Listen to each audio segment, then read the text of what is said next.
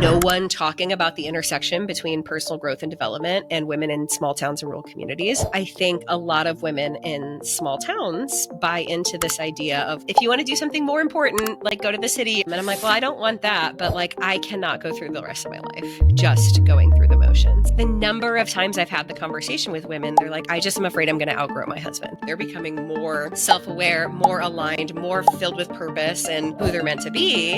And their partners are simply not interested. If I want to continue doing life with this person, that comes with a willingness to sit in the discomfort. As we are going through massive identity evolutions, like there has to be the willingness to be uncomfortable. Hey, I'm Lisa, and this is Real Money. Forget the spreadsheets for a minute. Money is emotional first, and that's where real change begins. Today, we're talking about money, community, and the courage to lead differently. My guest, Emily, is a community builder podcast host, and she runs this amazing community called The Coven. She is teaching women how to lead with authenticity, how to rise together. And today we're talking about how Emily rose from small town roots. She lives in a town of 43 to today building a huge platform that gives women permission to be themselves and lead with love. And it all has to do with money. Let's get started. Emily, welcome to the show. The reason that I brought you onto the show is that you're doing some really progressive, amazing, disruptive work for women in the Midwest. Mm-hmm. I was on your podcast, over a year ago. I know. I was thinking about that like kind of a long time ago. And I have a total girl crush on you. And I love what you're doing. And I love your podcast. And I love you. So please check out Emily on Instagram. We'll give you everything's in the show notes. And what I really want to talk about is my experience of women in the Midwest and the work that you're doing to disrupt conversations that aren't working for women in the Midwest. Oh, I love this. This is going to be good. Yeah. And there's the whole, this isn't just women in the Midwest, but like there's this whole trad movement, trad wife movement, people wanting to go back to the way things were for women. Politically, there's a lot of conversations about what women's roles are. Should they be in the military? Should they be stay-at-home moms? And you're blowing this conversation wide open. Mm-hmm. What do you think about all this? I think you bring up so many interesting points. In so many of these conversations, I feel like it's really easy for us to get hyper fixated on the one topic at hand. And I think especially the past, 18 months or so, not only with what's been going on within me, but also in response to what is happening in our country, externally in the world.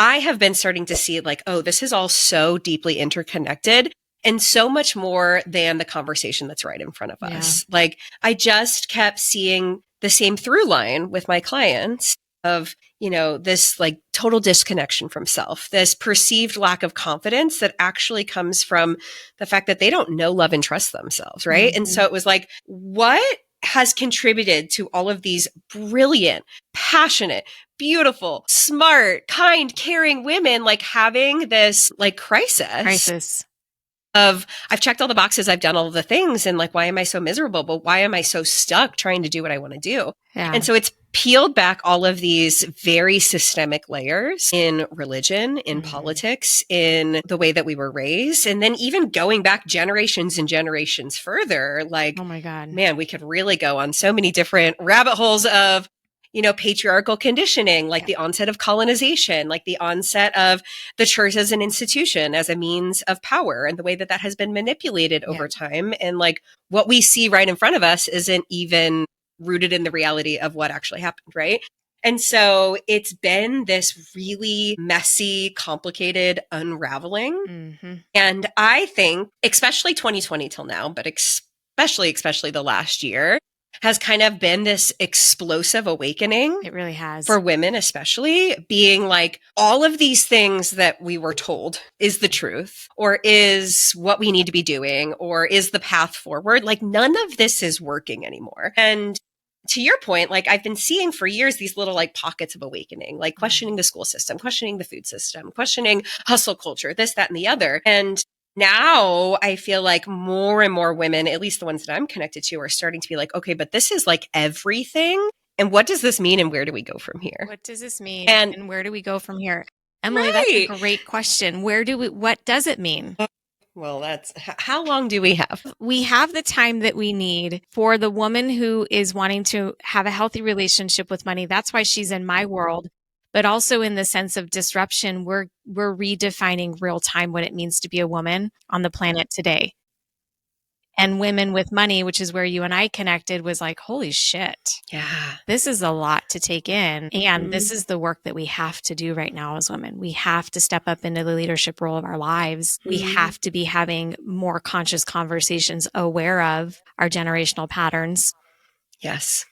And owning our choice, not just by default that this is who we have to be as women. Yeah. And this is where this whole other layer to your point comes in, specifically talking about the Midwest, or primarily the women I work with are in small towns, rural communities, and so there's this extra perceived or real layer of expectations. And that's ultimately what are the expectations? This is ultimately what it comes down to. Expectations around, like you said, who a woman should be, how she should show up, how she should work, how she should be in the home, like how to be a good mom, a good wife, a good employee. And there isn't just one, right? Yeah. So many of the women in my world are unconsciously and consciously living into this laundry list of expectations that they've been handed over the course of a lifetime. And then we have these like little tiny computers, dopamine machines, which is such a blessing, right? I've gotten to meet you and so many incredible people in my life through it. But we have this like ever present measuring stick that tells us that we're not enough, or that we should be doing it differently, or that we're doing it wrong. And so what I have found is like the most common through line in how we help women regain their power. And I think that this is in money, in life, in autonomy, in purpose, is that reconnection with self, right? If every woman genuinely knew, loved, and trusted herself, we'd be having a totally different conversation. But we've been living into all of these other layers of conditioning and expectations that have severed that self-trust, totally disconnected it. So, of course, we are at the whim of all of these external factors telling us how to define our lives and what we should be doing. If we trust ourselves, because I've had this conversation in small rural communities with women, that would mean that we would also have to make changes in our lives that we may or may not want to make. I had a woman tell me specifically, Lisa, if I make more money than my husband, I'm afraid he's going to leave me. What are you hearing on the other side of that conversation? If we trusted ourselves, if I trusted myself wholly, I would blank. Yeah. Well, I think this goes back to the roles that we feel like we need to play. And, on this conversation of even looking at like a hetero marriage dynamic, right? Like it is in so many ways. And again, this is my perceived experience from my point of view, from my life, and from the women I work with. I am not an expert in this by any means. So if someone's listening and they're like, no, you're wrong, please, by all means, send me your information. I am a student of life. Right? You're an expert because you're an expert in your own life. Right? Okay, there we go. But so many women of, I would say, our generation or around us have been empowered to have it all, to lead, to like step into doing all of these things. We've cultivated inner self-awareness. We have a growth mindset, right? And I don't feel like men have been conditioned to do the same.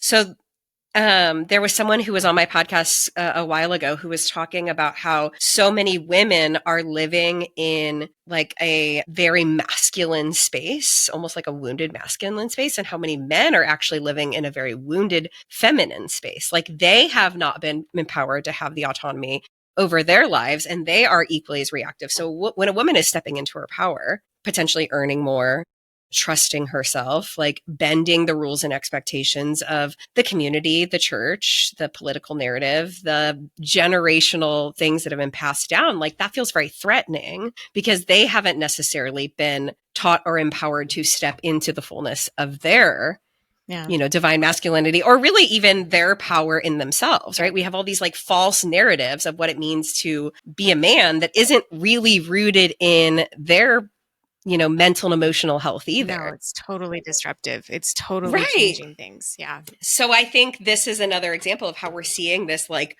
bubble popping of this like, again, deep severance from self, this deep emotional immaturity and not knowing what to do about it. And so like the number of times I've had the conversation with women, they're like, I just am afraid I'm going to outgrow my husband, right? Whether or not this is related to money, when they're on a personal growth journey or they're focusing on their health or, they're diving into their spirituality or whatever, there's this like, they're moving onward and upward. They're becoming more self-aware, more aligned, more filled with purpose and, who they're meant to be. And their partners are simply not interested. Of course, like they're going to grow apart. And most women that I talk to are not asking their partners to necessarily grow in the same way. Like, you don't have to agree with me. You don't have to be on this, but like, you got to be on your own path. And my husband and I have been very open about what this looked like in our relationship. When I kind of started my personal growth and health journey, it was kind of like a, whoa, what is happening here? My wife is becoming different than, who we were when we agreed in this like marriage situation. And it took a few years of him also sitting in the very real fear of, oh my gosh, what if she outgrows me? What if she leaves me? What if we're not compatible anymore? Before he had to rise the occasion and be like, well, that's a choice. Like, okay, how do I do this too? And like, I can't do it for him, right? I can't make him go to therapy. I can't make him read the book. I can't make him listen to the podcast. Like, it had to be his self-ownership to be like, oh, if I want to continue doing life with this person, like I need to step the fuck up and figure out the ways that I need to grow and pursue my own journey. That's right. But that comes with a willingness to sit in the discomfort. And this is true for men and women, right? As we're pursuing growth of any kind, as we're pursuing change, as we're taking in new ideas, as we are going through massive identity evolutions, like there has to be the willingness to be uncomfortable. And I know that you speak on that too, with especially conversations around money. There is no other transfer of energy that has so much emotional weight behind it. I know something you speak on too is like, you have to get uncomfortable. You have to be willing to sit in that messy middle, to be able to look in the mirror, to be able to face and befriend your shadows in order to actually get from where you are to where you want to be. Yeah. And the truth is like, that is a very intentional choice because it's not fun. It's very messy and it doesn't happen quickly. We live in a world that just wants like the easy button. Yeah. Like, I'm going to listen to this podcast and then I'm immediately going to know what to do and I'm going to apply it. My life is going to be perfect forever. Like, no. Periods of evolution, especially when it's related to our identity and rearranging our worldview and belief system, whether it's around money, the way that we parent, our marriage, our self, mental health, like whatever, like it comes with this like shadow period, this wintering, this like going inward and taking it all apart and putting it back together before we see the fruits of our labor. And that's where, this understanding of seasonality has been also really important for me. Do you want me to dive into that, or is there something else, another direction you want to go? There's a lot that we can cover. The point of all of this is that Emily's amazing, and you're having these conversations on the daily. But I do want to slow it down because for a woman who's listening and she's like, just tell me what to do because what I'm doing isn't working anymore. What I'm seeing real time on the political landscape, America is in crisis right now. We have a mental health crisis. All the things that you were just speaking into is that there is an unfolding and undoing of things and you have to lean in. Yeah. And realize that this isn't the end. This is the beginning, not just for women, but for men, because those conventional ways of being are being challenged and ripped apart. And we're seeing toxic masculinity raise its head right now because it's like, what? We've had all of this unawareness and and now you're telling me that I'm wrong. Yeah. And we're saying, no, dude, there's just another way. And we're tired of the way it's been. And so what do? You lean in. And then the second thing that you do is you join a community of women where you have the support and the sisterhood to take the time that you need to figure things out. So don't just jump off the diving board. Yes. Yeah. But join the conversation. This is an invitation for you to join the conversation and speak the fuck up. Speak up. Speak into your pain, speak into your discomfort, speak into your weariness, speak into your questions. Your rage.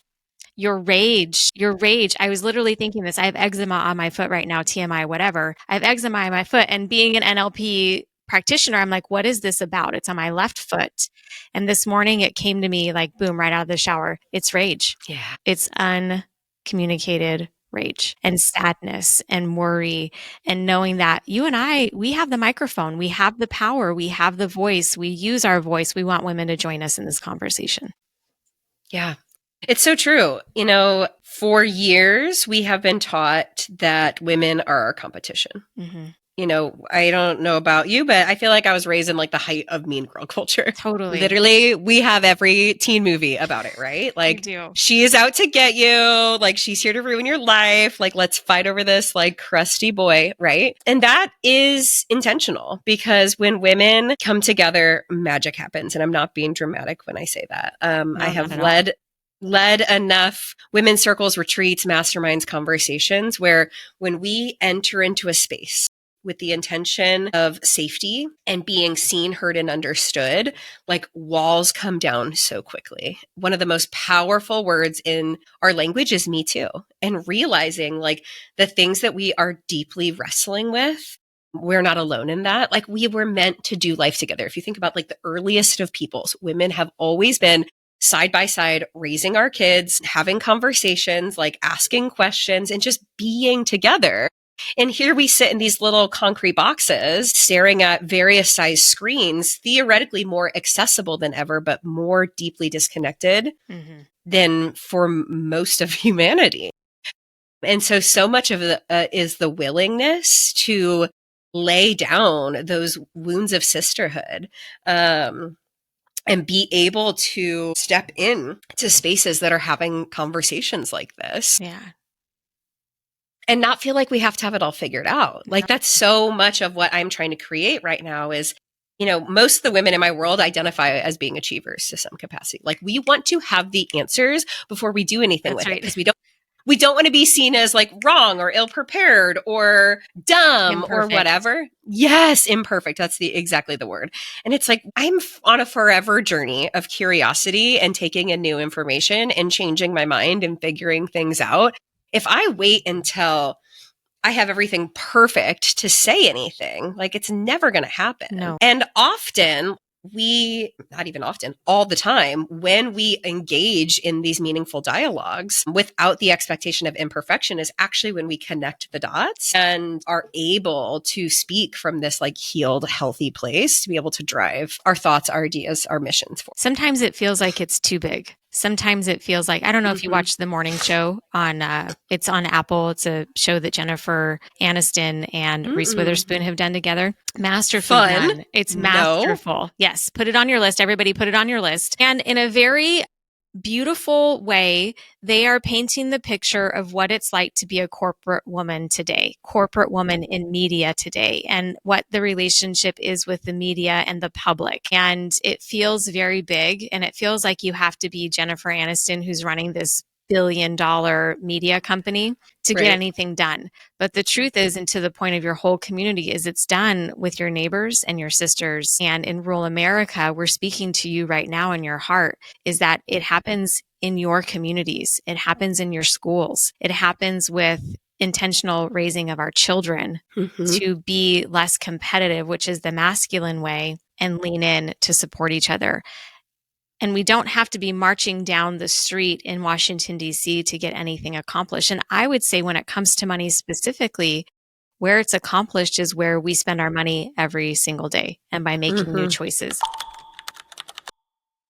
All of that to say is, where are you bridging this conversation with money? Because I know our first conversation was eye-opening, and I know you're still talking about money in your communities, but for a woman who wants to make change in her life financially, what are the ways that she can do that today, right now, in the moment? I think a really important part of this conversation that comes up a lot for the women I work with is even just trying to understand what are the stories that they have around money.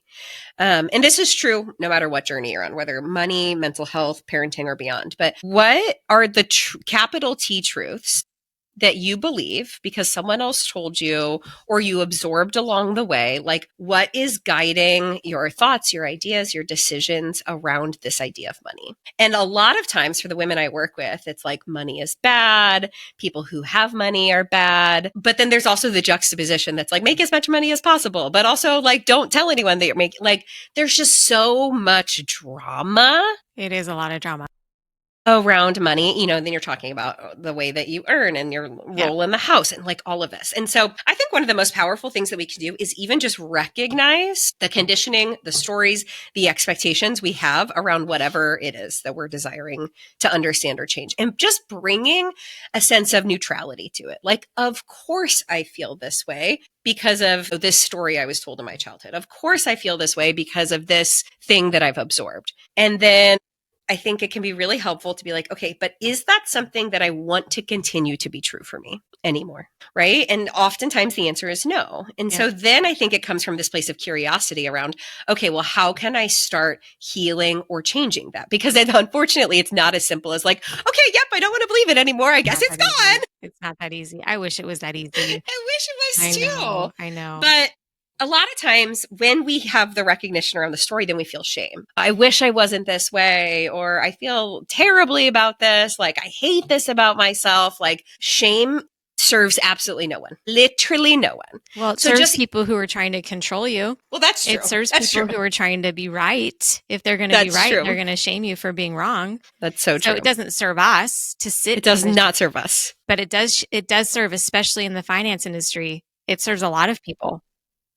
That's such a good point. Okay. So, but for the person listening, I think even just bringing to the state of neutrality of like, this is where I'm at. Of course, that this is where I'm at. Now, what can I do from here? And then, unfortunately, there's not a super easy answer, but I think you have a million resources of directions that you can then go to start healing, to start making changes, right? Maybe it's working with Lisa. Maybe it's a podcast. Maybe it's a book. Maybe it's therapy. Like, maybe it's some sort of like energetic healing work, right? Like, I know for such a long time, I tried to intellectualize my way through solving my problems. Right? Because I'm a smart girl and I can figure anything out. And the first time my therapist was like, but how does that make you feel? I was like, what do you mean? What? Gross. And so that's what led me down like deeper paths of like somatic breath work or Reiki or just working with different types of practitioners or people who have ideas around rewiring mindsets and limiting beliefs and like clearing some of those cords and attachments we have to. I mean, there's so many different directions we can go, right? And it's not one size fits all. But at the very basic, understanding how you're experiencing it, what you're feeling about it, what you're thinking about it, where that came from, bringing it to a place of neutrality, and then deciding where to go from there and doing it. And then do it. That's such a great point. And then go do it. When was your awakening to this? Being in a rural community, you are not the majority of thinkers. And I'm imagining in your own community, you're not the majority of thinkers. So you came to this on your own somehow, some way. So let's start there. And then let's talk about for the women who are not in the majority, who are thinking more progressively, more outside the box. My friend Morgan comes to mind, who came to one of your conferences or a conference that you spoke at, where she feels really isolated. So how did it happen for you? Yeah. And I feel like it was a layered journey for me. So 2019, I had my second child. And as so many of us do, had like checked all the boxes. I was just trying to be so good for everyone. I didn't have the language for it at the time, right? How old were you? How young were you? Let's see. I would have been 29. I was born in 90. So math is like easy to figure out. So I was 29. I had my first. I'd changed careers. I had my second. I went back to work way too early. Was working like 60 hours a week, pumping like 8 times a day, nursing around the clock. Had a baby, had a toddler, had a husband. We renovated a house. We bought land. Like we did all the things. Right. And I had this moment of realization of like, I have everything I've ever wanted and that we worked so hard for. And I'm grateful and miserable. Yeah. Like I low key hate this. I'm so burnt out. I'm so frustrated. I didn't even have the language for it at the time, but I was just like, I hate this. And I don't know why. There has to be a better way to live my life. And so that started with a health journey rooted in love instead of shame for the first time. Like I don't care about ellipticaling myself skinny or about like some weird diet. Like, I just want to feel better, right? Like, it was the first time I really listened to myself to be like, how do different foods make me feel? Turns out like gluten and dairy were waging war on my body. Mm-hmm. But I hadn't known because before I became a mom, I spent 8 years binge drinking, right? So of course I felt like garbage. And that ultimately led me to the world of personal growth and development, which helped me understand goals and habits and really what it looked like to build my day-to-day from a place of intentionality instead of just default, right? And I've always been like an ambitious person who is doing good things, but it was like, okay, but how do I want to feel? How do I want to experience this? How do I want to show up? So again, but it was like through this lens of trying to listen to like what I really needed, not just like, here's the checklist that someone else has said is going to make me feel better, but like, what do I actually need and want in this season? I love that for you. Yeah. And so then to your point, I started to realize there was no one talking about the intersection between personal growth and development and women in small towns and rural communities. My husband and I live on a farm in West Central Illinois in a town of 43 people. It takes us 45 minutes to get to the grocery store. And we love it here. Like, I love walking out of my back patio and seeing green and the stars and my kids run muck, right? It's beautiful. And also, I think a lot of women in small towns buy into this idea of like, okay, this is it. If you want to do something more important, like go to the city or something. Yeah. Like, right? Yeah. There's all this like bullshit stuck in there. And I'm like, well, I don't want that, but like I cannot go through the rest of my life just going through the motions. So I did what any sane person does during the pandemic, and I started an Instagram account, just being like, I can't be the only person who's thinking about this. Yeah. And it turns out I wasn't. There was thousands and thousands more women who live in places like this all around the world who were feeling similarly, who were feeling like aliens for wanting to be intentional, mother differently, talk about goals, dig into personal growth related things. So I jumped in and started a coaching business, which I thought was going to be rooted in goals and habits and mindset work. Yeah, no. LOL. No. Nope. No. But quickly, became a community builder and brought together women through masterminds who were interested in bringing their goals and dreams to life and felt like aliens in their zip code. And sprinting towards that led me to another season of burnout that got me into therapy for the first time, which started. How long did that last? That was 2020 to what?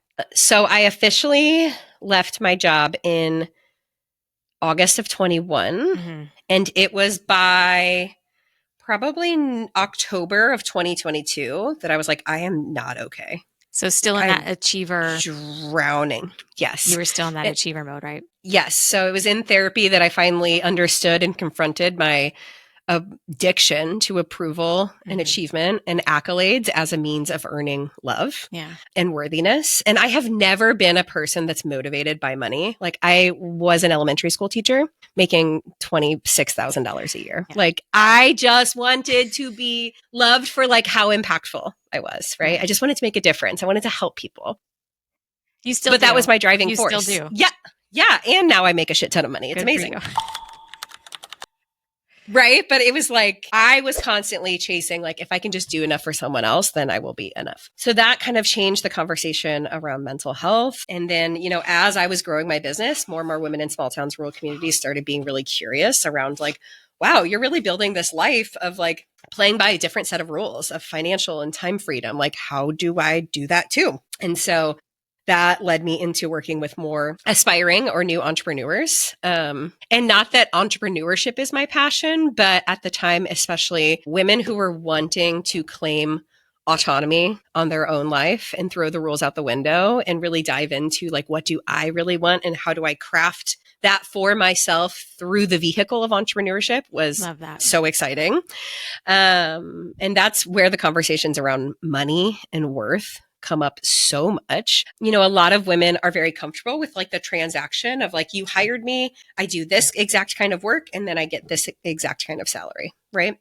And not that there's not all sorts of other things we could take apart in there, but helping women gain the clarity and confidence to be be compensated for who they are and the gifts that they bring to the table, independent of what someone else expects from them, like was a whole nother layer of money mindset work. And even one more layer past that, like the number of entrepreneurs I work with who like say For example, it's like, okay, well, I have this amount of beef. You give me this amount of money. That feels good. Or I create this amount of social media posts. You give me this amount of money. That feels good. And then when they want to step into like a thought leadership related business, and it's like, wait, people are going to pay me for my time and my presence and my energy. Opinion. And my opinion and my ideas, like that is very, very unsettling and another really big thing to work through. And again, it comes back to that like self inner trust and worth. This is the future for women. Listen Yes. up. Listen up. What Emily this is happening in a town of 43 people. And this is in the heartland of America. And this is where the majority of Americans, we have a lot of people in the city, but this is the heartbeat. This is the pulse of women in America today. And you need to hear this, that our future is not in corporate America. Yeah. We are paving a new way connected to value and vision and purpose. And we're learning how to make money that is not dependent upon a corporation. So this is the disruption happening real time. Which is crazy because if you go back far enough, like this is how it's always been. Like women were the spiritual guides of their community. They were the healers. They were the doulas. They were the creators of life and everything and beyond. And so interestingly enough, I feel like we're just coming back to we're coming home to ourselves, to each other, and to like the way we were always meant to be. But that is really unsettling for this like capitalistic patriarchal machine that we've been running in for the past couple hundred years. You know, and it was like before the agricultural and industrial revolution, like women's time and value and presence was valued very differently than when it became like a transaction of goods and money in exchange. Here's what I know about women. When good women, good people in general, but especially women, have money in their hands, they do really good things with it. We do.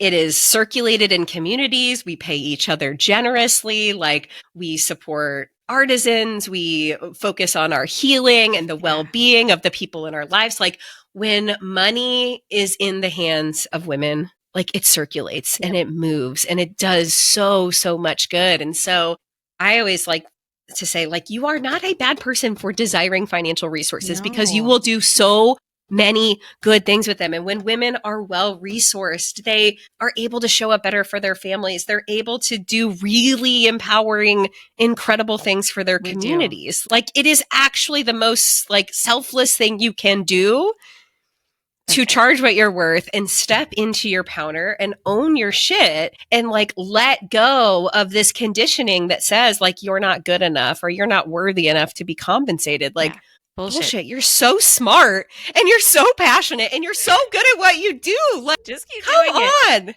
Just come keep doing on. It. I pray every day because I am a woman of faith. I was raised Southern Baptist, fell away from the church, found Jesus again. I'm so grateful for Jesus. And also I'm not a Bible thumper. And I believe that God is love and that when we have more money, there will be more love in the world when money runs through the hands of women because we are the life givers.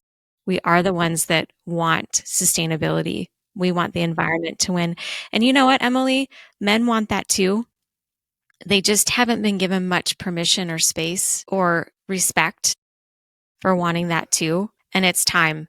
And it will happen when this is the predominant conversation for women and money. Yeah. I mean, I think if more people had the willingness to come home to themselves and break out of the boxes they feel like they have to live in, like so many beautiful good things would happen. So much it's happening. Hatred that we see, so much projection, so many just yucky things that are happening are coming from like people who are deeply unhealed and repressed and angry. And it's, you know, how do we change the world? We heal ourselves. Yeah. It influences our partners. It influences our friendships. It influences our communities. It influences our kids. Like, you know, I came into teaching because I wanted to make the world a better place. And what I have learned is we make the world a better place through our own hearts and through our own healing journeys. And then the way that we stand in community with other women, because by nature, we value reciprocity. We value community. We value like everyone having what they need and then some. But it has to come from this willingness to like lay down the rules we don't want to play by anymore. Agreed. Totally agree. And this is the conversation that we are having on Real Money. This is the conversation that you're having on your podcast. Wild and Waking. Wild and I know Waking. it's rebranded since you were on it. It used to be called Gather and Growth, and it needed some more fire behind it after everything I've been through. I love that. We invite you as a part of the Real Money community to keep having this conversation. Share this episode out to another woman who is wild, who is waking, who is seeing that there's another possibility. Come join the conversation with us. Just because someone who has 300 million followers said it doesn't make it true. So question what's happening in the media, question what's happening in your communities, question other people, do it with love and courage. And on those days where you don't feel as strong, come hang out with us and we'll give you the courage. We'll lift you up, because that's the work that you're doing, Emily. Yeah, ultimately. I mean, there are just too many women who feel like they're the only ones. Yeah. And it stops them from using their voice. Yeah. And of course, like when women use their voice, really big change happens. And that's very threatening to a system that does not like that. But we are so much stronger together. I mean, that's like the most cliche thing to say, but it's true. It is. And so when we sit in circles, when we sit in rooms, when we sit in conversations, we're like, oh my gosh, I'm not the only one. Like we get to lean on each other's courage and bravery to really change the conversation. And that's what excites me. Agreed. And it's not just for wealthy women in Manhattan anymore. It's for every woman. You're doing it in small town America, which is beautiful, and agricultural America, which is beautiful. I'm doing it here in Las Vegas. However we do it.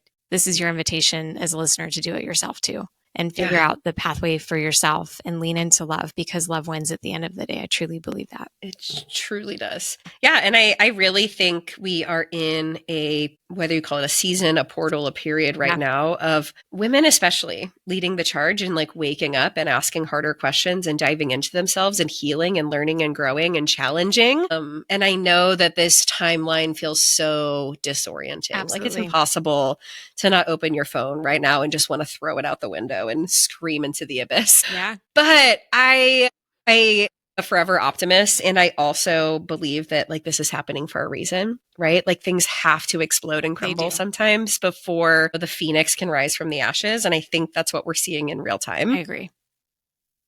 So I think a lot of us worry, like, how bad is it going to be before we crumble and have to rebuild? But I hold on to the trust and the faith and the hope that we will. Mm-hmm. And the work like you and I are doing, and the women in our communities who are doing the same thing, are going to be the ones that put it back together and lead the charge from a healed, healthy space that is rooted in love and reciprocity and just beautiful, beautiful things. That's right. That's right. Great way to end the show. Thank you for being here today. I do have a rapid fire round that I love to play. This is one of my favorite games to play with kids. Do it. My favorite game to play on road trips. And so we're going to play an old-fashioned game of this or that. Are you ready? I am so ready. Morning person or night owl? Become a morning person. Okay.